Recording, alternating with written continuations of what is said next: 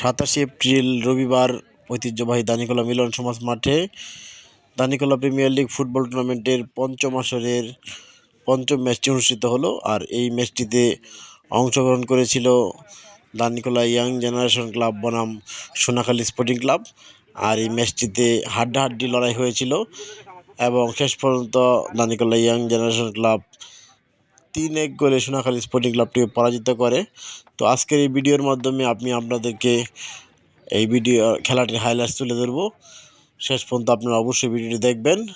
তো এই খেলাটির লাইভ আমরা আমাদের এই পেজ থেকে সম্প্রচার করেছিলাম, তো অনেকে দেখেছেন। তো যাদের দেখার সুযোগ হয়নি তারা অবশ্যই আজকের এই খেলার হাইলাইটস থেকে খেলাটি উপভোগ করে নেবেন।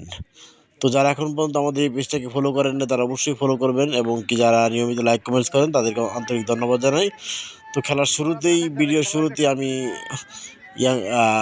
কয়েকটি গোল ভিডিওতে ধারণ করেছিলাম, সেই গোলগুলো হাইলাইটসের মাধ্যমে দেখাচ্ছি। আগে গোলগুলো দেখে নেবেন, তারপরে খেলার